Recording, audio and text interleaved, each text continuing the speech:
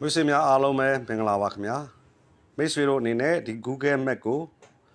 မိတ်ဆွေတို့အသုံးပြုဘူးပါလိမ့်မယ် Google Map လိုပဲကောင်းတဲ့ Google Ads လို့ခေါ်တဲ့ application တစ်ခုရှိပါတယ်ခင်ဗျာတချို့ဖုန်းတွေမှာ Google Ads application လေးဟာဖုန်းထဲမှာ original ပါလာတတ်ပေမဲ့တချို့ဖုန်းတွေမှာတော့ original ပါလာလေးမရှိတဲ့ဖုန်းတွေလည်းရှိပါတယ်ခင်ဗျာအဲ့ခါကျွန်တော်တို့က Google Ads application လေးကိုဘယ်လိုသွားယူရမလဲဆိုတော့မိတ်ဆွေတို့ကိုကျွန်တော်ဒီနေ့မျှဝေသွားမှာဖြစ်ပါတယ်ကျွန်တော်တို့ Play Store ထဲကိုဝင်ပြီးတော့ Google Ads လို့ကျွန်တော်တို့ရိုက်ရှာမှာဖြစ်ပါတယ် Google Ads ကလည်းပဲ Google Map လိုပဲအလွန်ကောင်းပြီးတော့ဒီပုံစံနဲ့လည်းကြည့်လို့ရပါတယ်ခင်ဗျာဒီနေရာမှာဒီ Google Ads လို့ရိုက်လိုက်ပါခင်ဗျာ Google Ads လို့ရိုက်ရှာလိုက်ပါ Google Ads ဆိုရင်ဒါကိုကျွန်တော်တို့က install သွင်းရမှာဖြစ်ပါတယ်ဒါလေးကို install သွင်းလိုက်ပါ Google Ads application ကကျွန်တော်တို့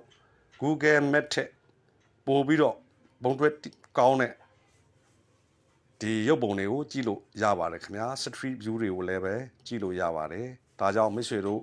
အသုံးပြုတဲ့လူတွေလည်းရှိတယ်လို့အသုံးမပြုဘူးသေးတဲ့လူတွေလည်းရှိတဲ့အတွက်ကြောင့်ကျွန်တော် Google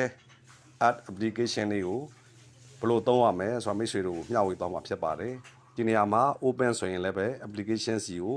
တန်းပြီးရောက်သွားမှာဖြစ်ပါတယ်ခင်ဗျာကျွန်တော် backy နဲ့ပြန်ထွက်ပြီးတော့ဖုန်း screen ကနေပြီးတော့မိတ်ဆွေတို့ဝင်ပြမှာဖြစ်ပါတယ်အခုလောက်ဆိုရင်ကျွန်တော်ဖုန်းထဲကို Google Ads application လေးဟာရောက်နေဖြစ်ပါတယ်ခင်ဗျာ